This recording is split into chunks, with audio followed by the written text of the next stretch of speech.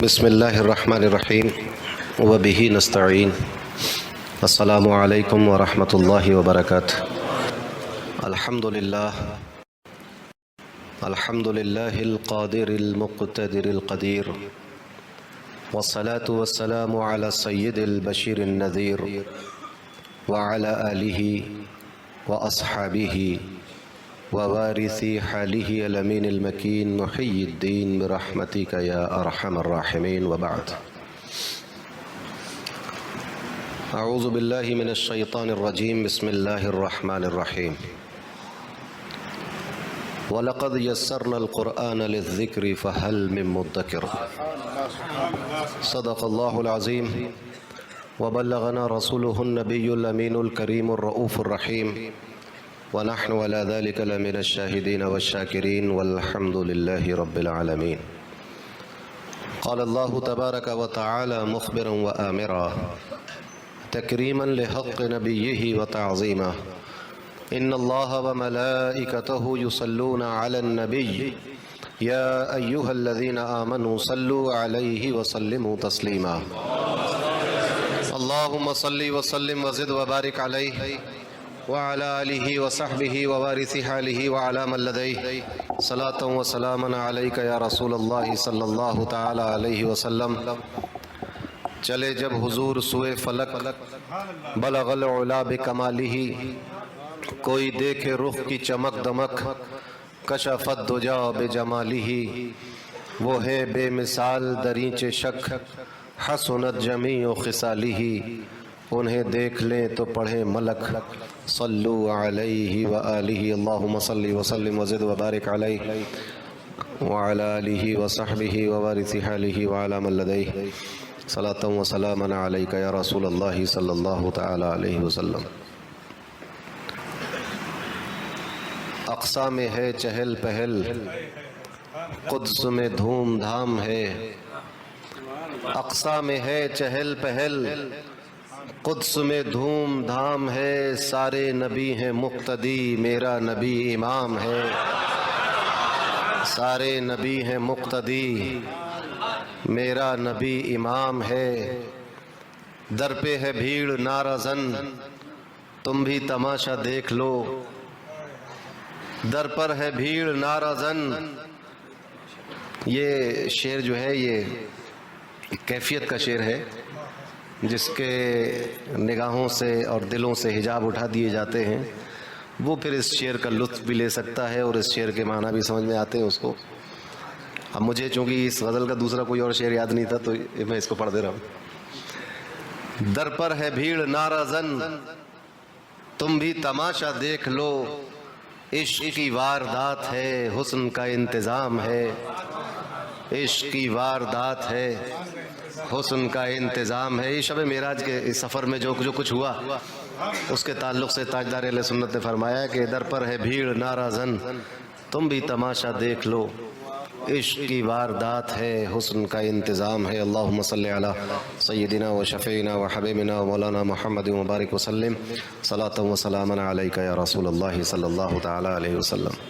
اللہ تبارک و تعالی کا فضل و احسان کہ اس نے ہمیں اور آپ کو اس بابرکت اور نورانی اور بامقصد محفل میں حاضر ہونے کی توفیق عطا فرمائی۔ قائد اجلاس ترجمان قادریت خلیفہ حضور تاجدار اہل سنت ناظم اعلیٰ آستانہ عالیہ قادریہ و مدرسہ عالیہ قادریہ بدایوں شریف، دیگر علماء کرام، حفاظ اعظام، محترم سامعین و حاضرین،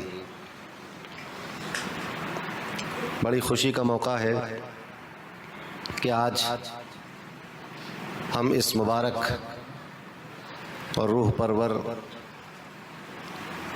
اچھے ماحول میں، پاکیزہ ماحول میں جشن معراج النبی اور جشن دستار حفظ قرآن کے موقع پر جمع اور اکٹھا ہیں۔ اللہ کے عظیم الشان گھر میں ہماری اور آپ کی حاضری اللہ تبارک و تعالی اس کو قبول فرمائے۔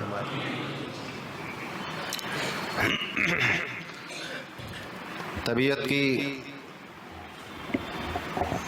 خرابی کی وجہ سے اس طرح سے آپ کی خدمت شاید نہ کر سکوں جیسی ہمیشہ کر دیتا ہوں۔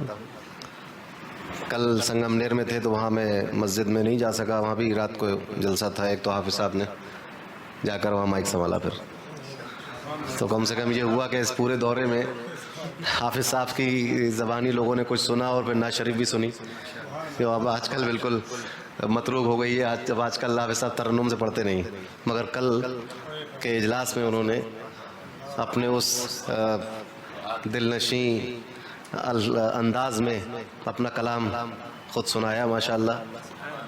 ہم جہاں ٹھہرے ہوئے تھے وہاں تک مائک کی آواز آ رہی تھی، تو ہم بھی سن رہے تھے اس کو۔ تو ایک نائب کا کام بھی یہی ہوتا ہے، خانقاہ کے ناظم اعلیٰ ہونے کے ساتھ ساتھ ہمارے ترجمان قادریت کو یہ شرف حاصل ہے کہ یہ ہمارے پیر و مرشد حضور تاجدار اہل سنت کے ساتھ ان کی نیابت میں انہوں نے زندگی گزاری۔ بہت سی جگہ ایسا ہوا کہ حضرت نے فرمایا میں نہیں جا سکوں گا، حافظ صاحب کو لے جاؤ، یا حافظ صاحب چلے گئے اتنا کافی ہے۔ تو کل حافظ صاحب نے جو ہے وہ مجمع سنبھالا اور جلسے میں کچھ گفتگو بھی کی اور اپنا کلام بھی سنائے نعت شریف۔ آج بھی سناتے، مگر وہ آج یہ کہ آپ کی محبت دیکھ کر میں نے کہا ابھی آخری جلسہ اس دورے کا، کل میں چلا جاؤں گا، تو جو بھی کچھ ہو سکے گا عرض کروں گا انشاءاللہ۔ ہمارے بہت پیارے حافظ غلام دستگیر صاحب بیٹھے ہیں، میری جلسے میں آتے ہیں، ان کی محبت ہے، وہ ہو سکتا ہے کہ آج آپ کی توقعات پر پورا نہ اتر سکوں۔ درود شریف پڑھیے، اللہم صلی علی سیدنا و شفیعنا و حبیبنا و مولانا محمد و بارک وسلم صلاۃ و سلاما علیک یا رسول اللہ صلی اللہ تعالی علیہ وسلم۔ اللہ تبارک و تعالی نے قرآن مجید میں کچھ آیتوں کو بار بار ارشاد فرمایا، جیسے فَبِأَيِّ آلَاءِ رَبِّكُمَا تُكَذِّبَانِ۔ انہی چند آیات میں سے ایک آیت وہ ہے جس کی تلاوت کا شرف میں نے حاصل کیا ہے۔ وَلَقَدْ يَسَّرْنَا الْقُرْآنَ لِلذِّكْرِ فَهَلْ مِن مُدَّكِرٍ۔ کئی بار قرآن میں اس کو، 4 بار قرآن میں اس کو ارشاد فرمایا گیا۔ اس کا مطلب یہ ہے، اور یقیناً بے شک ہم نے قرآن کو یاد کرنے کے لیے آسان کر دیا، کہ قرآن یاد کیا جائے اس لیے ہم نے قرآن کو آسان کر دیا۔ فَهَلْ مِن مُدَّكِرٍ، تو کون ہے قرآن یاد کرنے والا؟ یہ مفہوم ہے اس آیت کریمہ کا۔ علماء فرماتے ہیں، ایک اعتراض ہوتا ہے کہ اگر قرآن اتنا ہی آسان ہے تو مکے والوں کو، مشرکین کو کیوں نہیں سمجھ میں آیا؟ اور اس کی تفسیر بھی یہ بیان کی جاتی ہے کہ اس کے الفاظ کو یاد کرنے کے لیے آسان کیا اور اس کے مفاہیم کو سمجھنے کے لیے آسان کیا۔ تو ہم دیکھتے ہیں کہ جب یہ قرآن نازل ہو رہا تھا تو اکثریت ایسے لوگوں کی تھی کہ جو قرآن سمجھ میں نہیں آ رہا تھا، جن کو وہ قرآن کی طرف مائل نہیں ہو رہے تھے۔ بات سمجھ میں آئی؟ حالانکہ قرآن کو اللہ نے یاد کرنے کے لیے آسان اور سمجھنے کے لیے آسان، سہل بنا دیا ہے۔ اس سے ایک بات تو یہ پتہ چلی کہ قرآن سہل ہونے سے پہلے ایک الگ کیفیت تھی اور آسان ہونے کے بعد ایک الگ کیفیت ہے، کیونکہ ہم نے قرآن کو آسان کر دیا، اللہ فرما رہا ہے۔ تو اگر آسان نہ کیا ہوتا تو پھر اس کی کیفیت ایک الگ ہونی چاہیے، اور آسانی کے بعد پھر کیفیت الگ ہونی چاہیے، یعنی سہل ہو گیا، نرم ہو گیا، آسانی سے اس کو حفظ کیا جا سکتا ہے۔ بات بالکل یقیناً ایسی ہے۔ آسان کرنے سے پہلے قرآن کے ہیبت و جلال کا عالم یہ تھا کہ اگر پہاڑ پہ نازل کر دیا جاتا تو پہاڑ ریزہ ریزہ ہو جاتا، مگر آسان کرنے کے بعد اب کیفیت یہ ہو گئی ہے کہ ابھی آپ کے سامنے آپ نے دیکھا 2 چھوٹے بچوں نے اپنے سینے میں قرآن کو حفظ کر لیا، یاد کر لیا۔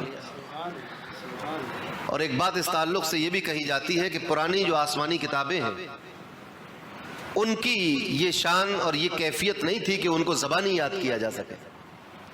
ان کتابوں کو کوئی زبانی یاد نہیں کر پایا، مگر قرآن کریم کو اللہ تبارک و تعالیٰ نے یاد کرنے کے لیے، سمجھنے کے لیے اور اس سے ہدایت حاصل کرنے کے لیے آسان کر دیا. تو ایک مطلب اور ایک تفسیر تو یہ ہوئی کہ اس کے الفاظ کو آسان کر دیا یاد کرنے کے لیے.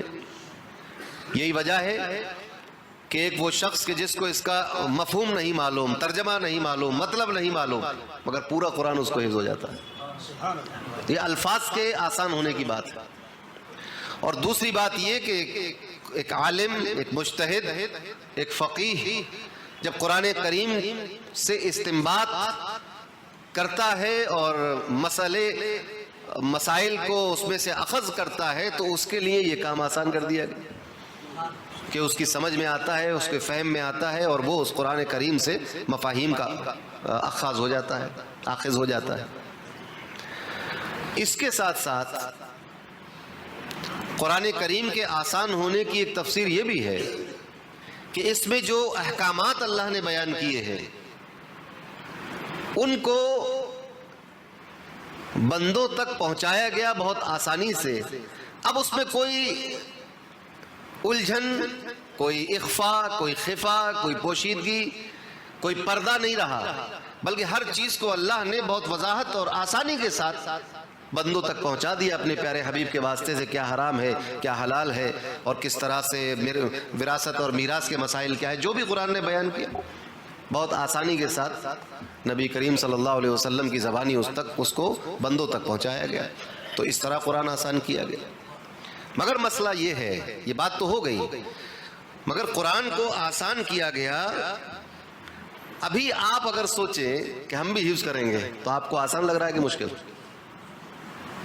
کیسا لگ رہا ہے؟ قرآن کیا کہہ رہا ہے؟ وَلَقَدْ يَسَّرْنَا الْقُرْآنَ لِلذِّكْرِ، ہم نے آسان کر دیا یاد کرنے کے لیے. ایک بڑا سوال تھا، یہ بھی مفسرین میں اس پر بہت بحث کی گئی ہے، بڑا لکھا گیا ہے کہ یہ اتنا آسان ہے تو پھر ہر کسی کو یاد کیوں نہیں ہو جاتا؟ ہر کس و ناکس کے دل میں کیوں نہیں اتر جاتا؟ ہر شخص اس کو حفظ کیوں نہیں کر لیتا؟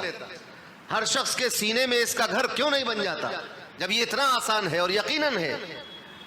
تو علماء نے اس کا جواب یہ دیا کہ یہ آیت کریمہ کا آدھا ٹکڑا ہے کہ ہم نے آسان کر دیا. آخر کی بات یہ ہے فَحَلْ مِن مُدَّكِرٍ، تم میں سے کسی کو تیار ہونا پڑے گا اور لبیک کہنا پڑے گا کہ مولا تو نے جو آسان کیا ہے تو میں ہوں حاضر تیری بارگاہ میں، اس کو میرے سینے میں اتار دے. تو اس کے سینے میں اتار دیا جاتا، جس کا نتیجہ یہ چھوٹے چھوٹے بچے آپ کے سامنے ہیں کہ اپنے گھر سے ارادہ کر کے نکلتے ہیں. اور یہ جو ارادہ کر لے، اب بات سمجھے، فَحَلْ مِن مُدَّكِرٍ، تو کون ہے میرے قرآن کو یاد کرنے والا اور اس کا ذکر کرنے والا؟ اس کے لیے آپ کو لبیک کہنا ہوگا، آپ کو تیار ہونا ہوگا، آپ کو ارادہ کرنا ہوگا. اور اس میں عمر کی کوئی قید نہیں ہے. بچپنے میں بھی یاد ہوتا ہے اگر ارادہ ہو، جوانی میں بھی، نوجوانی میں بھی یاد ہوتا ہے، اور عمر بڑی ہوتی جائے تب بھی یاد ہوتا ہے قرآن. اور قرآن کا اعجاز یہ ہے کہ اگر کوئی حافظ قرآن مینٹلی ڈسٹرب ہو کر پاگل بھی ہو جائے تو قرآن اس کے ذہن سے نہیں نکلتا. سبحان اللہ، سبحان اللہ. قرآن پڑھے گا تو صحیح پڑھے گا. سبحان اللہ، سبحان اللہ. اور اس کے ساتھ ساتھ اس قرآن کا عالم یہ ہے کہ اس میں حروف مقطعات بھی ہے جس کو کوئی نہیں جانتا، آیات متشابہات بھی ہے جس کا مفہوم کسی کو نہیں معلوم، اس کے باوجود قرآن کہہ رہا ہے وَلَقَدْ يَسَّرْنَا الْقُرْآنَ، ہم نے قرآن کو آسان کر دیا. تو قرآن کو اگر آسان کر دیا تھا تو بتائیے کاف ہا یا عین صاد، یہ کوئی آسان بات ہے؟ الف لام میم نون قاف، بتائیے آسان ہے تو بتائیے کیا مطلب ہے اس کا؟ کوئی نہیں جانتا. تو آسان کا مطلب یہ نہیں ہے کہ ہر کو سنا کر اس طرح قرآن جو ہے وہ کلام کر لے. اور اس کے ساتھ ساتھ قرآن کا ایک اعجاز، ایک امتیاز، ایک شان یہ ہے کہ چونکہ یہ اللہ کا کلام ہے، تم اس کو یاد کر سکتے ہو، تم اس کو سمجھ سکتے ہو، تم اس سے اپنی راہ تلاش کر سکتے ہو، ہدایت پا سکتے ہو، روشنی لے سکتے ہو، تلاوت کر سکتے ہو، نمازیں پڑھ سکتے ہو، بیمار ہو جاؤ تو پڑھ کے پھونک بھی سکتے ہو، مگر اس جیسی آیت لا نہیں سکتے.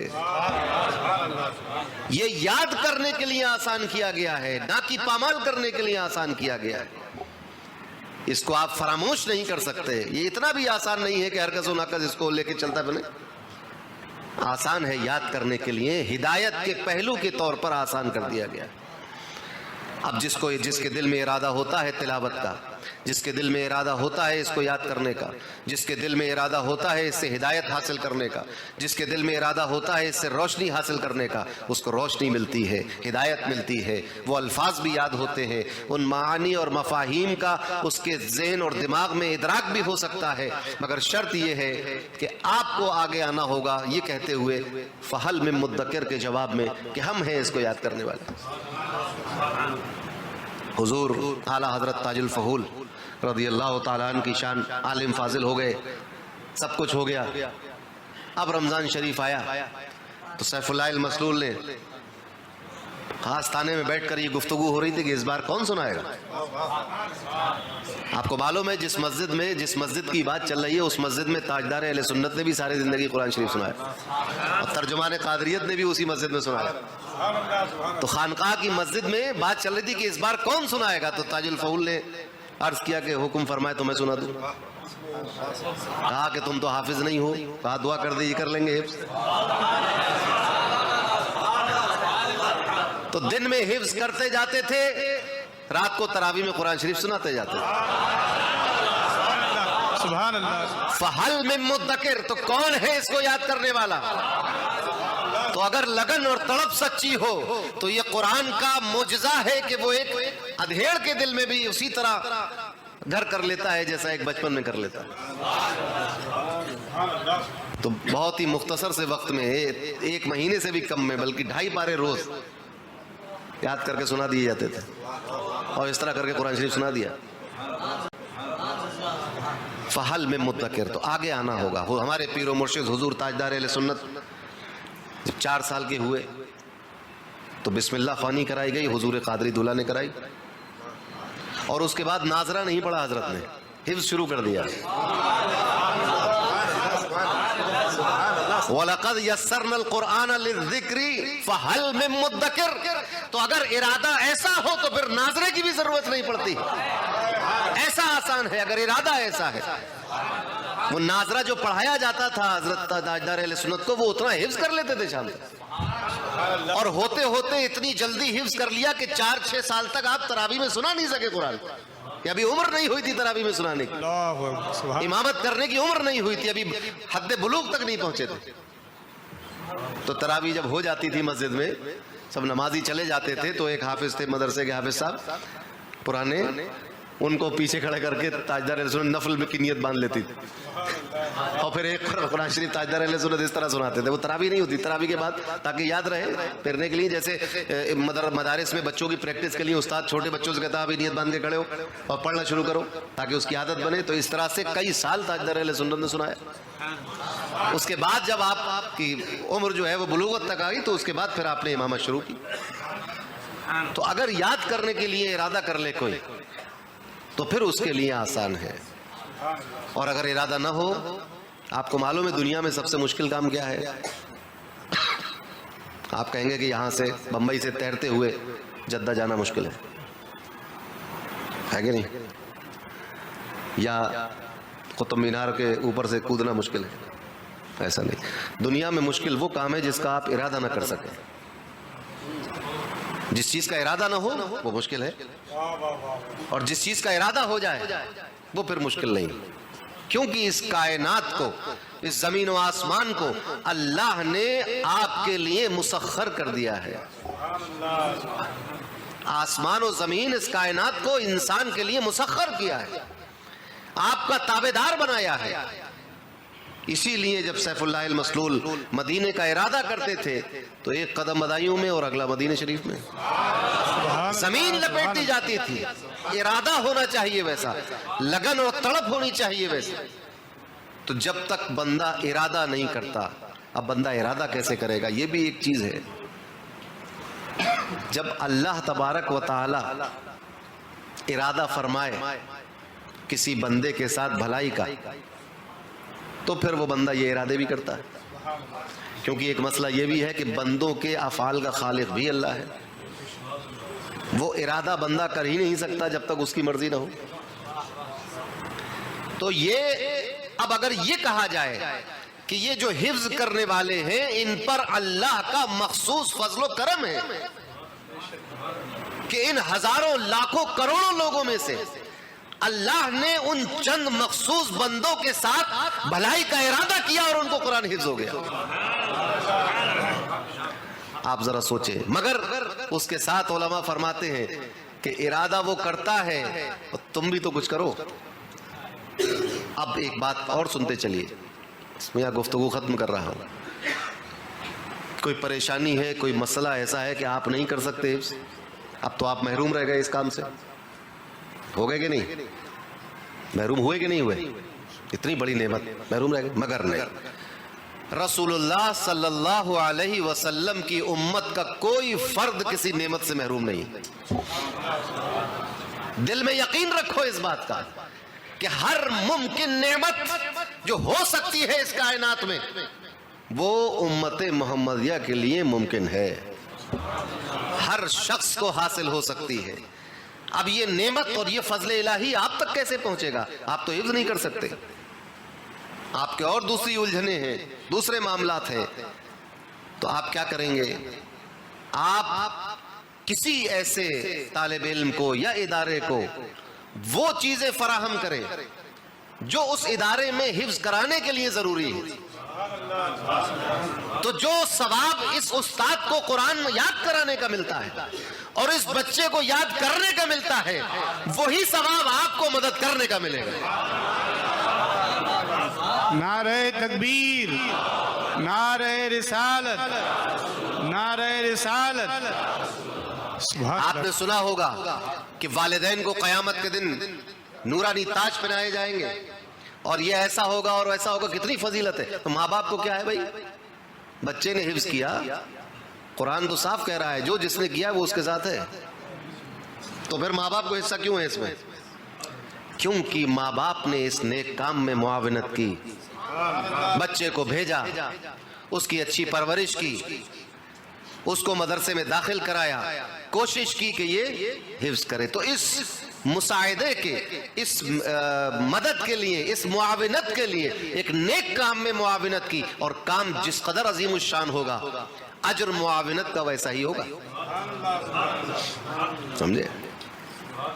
جس طرح گناہ میں معاونت, جیسا جیسا گناہ ویسا ہی گناہ, اور معاونت کا بھی برابر کا شریک کہتے ہیں کہ برابر کے شریک ہے. تو صرف گناہوں میں برابر کے شریک ہے؟ نہیں, نیکی میں بھی برابر کے شریک. ایک مؤذن اس لیے آپ کے ارادہ نماز سے زیادہ اجر پا لیتا ہے کیونکہ اس نے آپ کو اٹھایا اذان دے کر. آپ جو آئے نماز پڑھنے کے لیے تو جو اجر ملا سو ملا, مگر ایک مؤذن کو اس سے زیادہ اجر ملا کیونکہ اس نے آپ کو اٹھایا. اور صحیح حدیث بتا رہی ہے کہ قیامت کے دن انبیاء و مرسلین کے بعد جو سب سے پہلے اٹھے گا, جاگے گا, ہوش میں آئے گا, وہ مؤذن ہوگا, کیونکہ یہ دنیا میں بندوں کو اٹھایا کرتا تھا.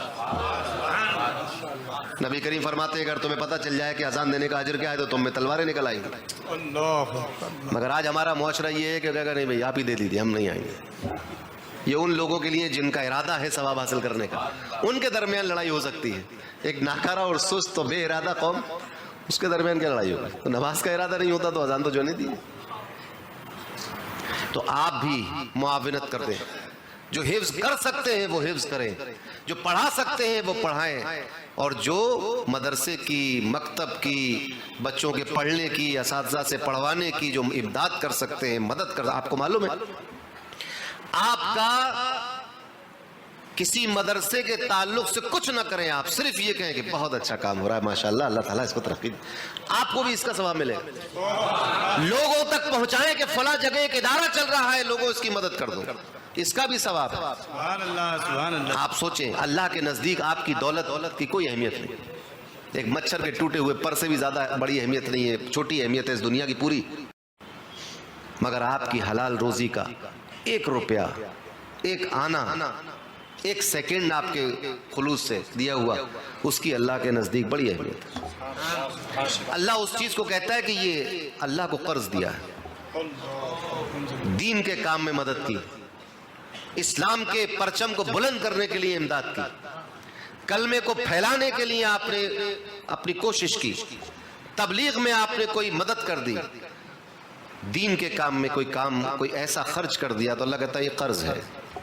آپ ذرا سوچیں، اللہ کو تو دولت کی ضرورت ہی نہیں، اسی کی پیدا کی ہوئی دولت ہے ساری، پھر بھی وہ اپنے بندوں کی فضیلت اور ان کا شرف بتانے کے لیے کہ لوگوں دیکھو کہ یہ وہ بندہ ہے جس سے اس کا خالق نے قرض لے لیا ہے۔ آپ ذرا سوچیں، وہ خالق جس نے اس بندے کو بھی پیدا کیا، اس کے ماں باپ کو بھی پیدا کیا، اس کی اولاد کو بھی پیدا کیا، اس کو روزی بھی خود ہی دی، مال و دولت سے بھی نوازا، اور اس کے بعد اگر اس بندے نے اللہ کی محبت میں، رسول اللہ کی محبت میں کچھ خرچ کر دیا تو اللہ کہتا ہے کہ اس کو میں واپس کروں گا، میرے ذمے ہے یہ، میں اس کو لوٹا دوں گا۔ اور یہ دنیا میں بھی لوٹایا جاتا ہے، قبر میں بھی لوٹایا جائے گا، اور قیامت کے دن بھی لوٹایا جائے گا۔ اس قیامت کے دن جس دن کوئی کسی کا پرسان حال نہیں ہوگا، یہی قرآن، خیرکم خیرکم خیرکم من تعلم القرآن وعلمہ۔ آپ ذرا سوچیں، اس حدیث شریف کی اگر تشریح میں یوں کر دوں تو بیجا نہیں ہوگی کہ خیرکم، تم میں سے سب سے بہتر آدمی وہ ہے من تعلم القرآن، جو قرآن کا علم حاصل کرتا ہے۔ تو اب علم حاصل کرنے والا، اس کے ماں باپ بھی اچھے ہوئے کہ انہوں نے اس کو حاصل کرنے کے لیے بھیجا، اس کو وہ شخص بھی اچھا ہوا جس نے اس کی مدد کی، اور وعلمہ، اور جس نے پڑھایا۔ تو اگر آپ ادارہ نہ بناتے تو یہ پڑھا نہیں پاتے، اگر آپ اس کے تنخواہ کا، ان کی کفالت کا انتظام نہ کرتے اساتذہ کی تو وہ پڑھا نہیں پاتے۔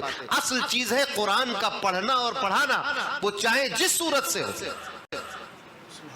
لہٰذا ان سارے کاموں میں قوم کو آگے آنا چاہیے، اور جیسا کہ نظام ہے صفت العلماء کا کہ آپ کے بچے وہ نصاب بھی پڑھ سکتے ہیں کہ جو دنیا میں رائج ہے اسکولوں میں، CBSE بورڈ کے یا مہاراشٹر بورڈ کے، اردو میڈیم، مراٹھی میڈیم، جو بھی ہو، اور اس کے ساتھ ساتھ حفظ قرآن بھی کر سکتے ہیں۔ یقین مانو آج ہمیں اسی چیز کی ضرورت ہے کہ ہمارے پاس ایک ایسا ڈاکٹر ہو جس کو قرآن بھی حفظ ہو، ایک ایسا انجینئر ہو جسے قرآن یاد ہو، ایک ایسا وکیل ہو جو قرآن جانتا ہو، ایک ایسا ٹیچر ہو کیمسٹری اور فزکس کا جس کو قرآن معلوم ہو۔ آج ضرورت اس بات کی ہے۔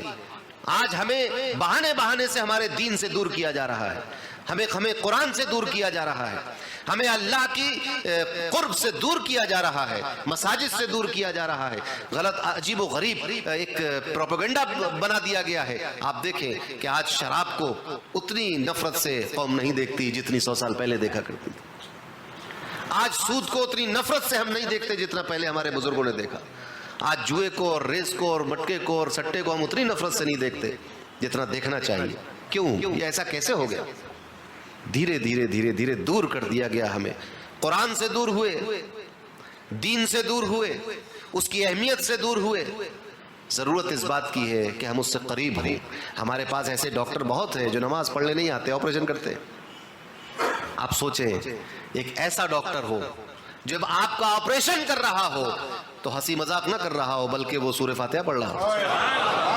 اور سورہ فاتحہ کے بارے میں روایتوں میں یہ آتا ہے ہِیَ شِفَاءٌ لِكُلِّ دَاءٍ إِلَّا الْمَوْتِ، یہ موت کے سوا ہر بیماری کا علاج ہے۔ سبحان اللہ، سبحان اللہ، نعرہ تکبیر، نعرہ رسالت، عظمت قرآن، خطیب ہندوستان، نعرہ تکبیر، نعرہ رسالت، سبحان اللہ، سبحان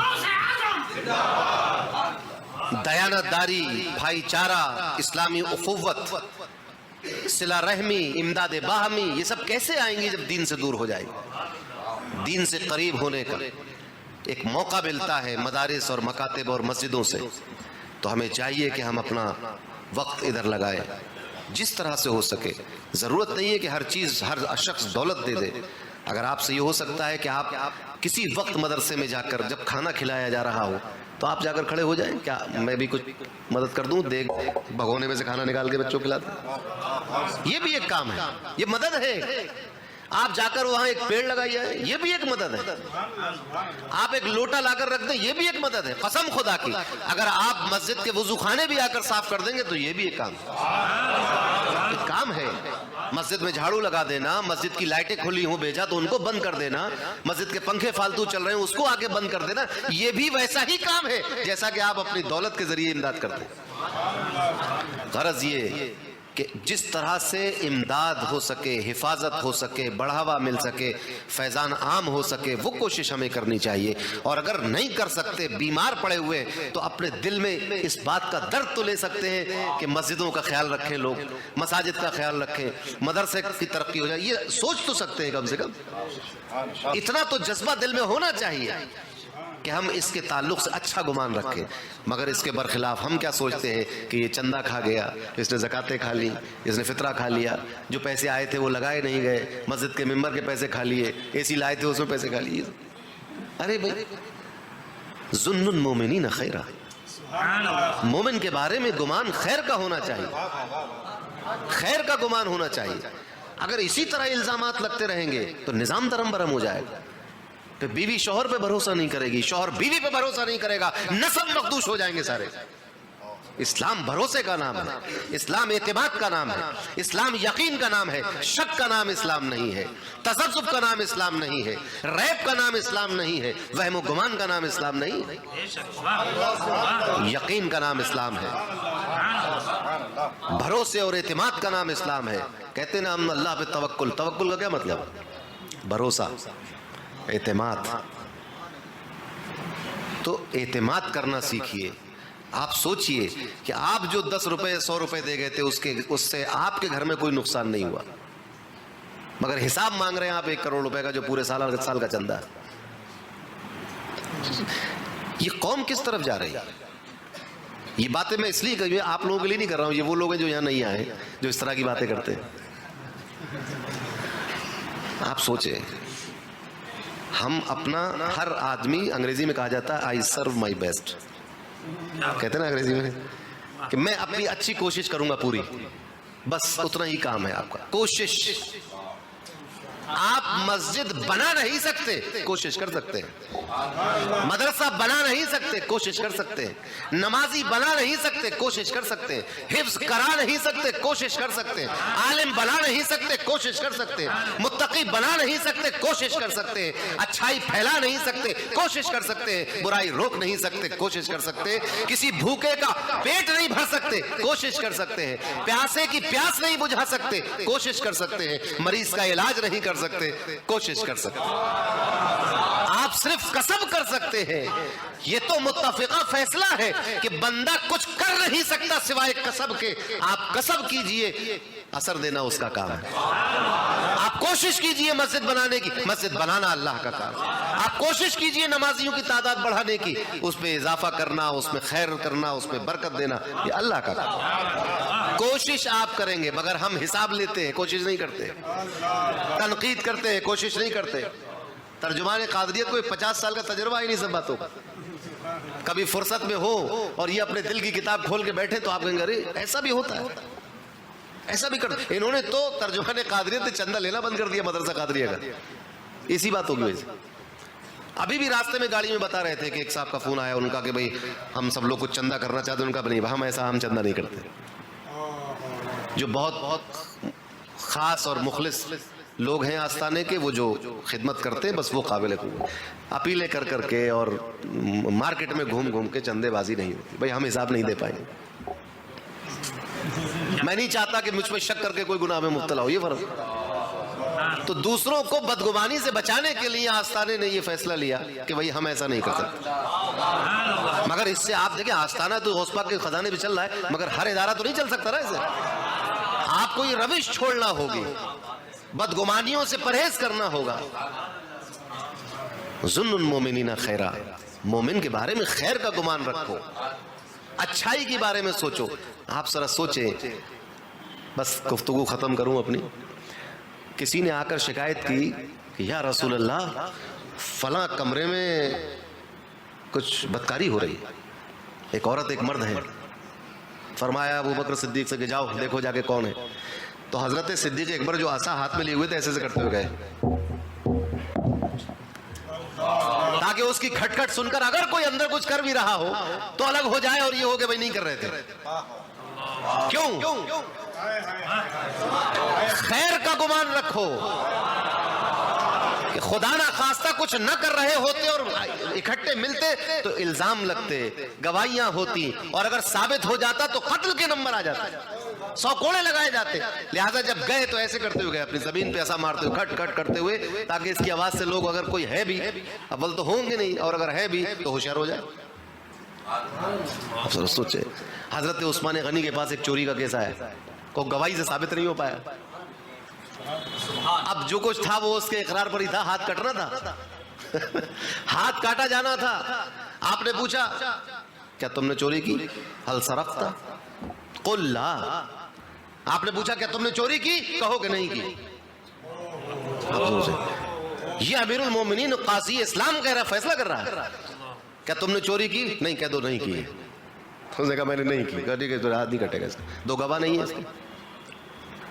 یہ ہے اسلام کی صلہ رحمی. لوگ الزام لگاتے ہیں اسلام پر کہ یہ ہاتھ کاٹنے والا مذہب ہے, یہ جو ہے وہ سنسار کرنے والا مذہب ہے, یہ جو ہے قتل کرنے والا مذہب ہے. ایسا نہیں, یہ زندگی بخشنے والا مذہب ہے, یہ ترقی دینے والا مذہب ہے, یہ صلہ رحمی کرنے والا مذہب ہے, یہ بھائی چارے کو فروغ دینے والا مذہب ہے.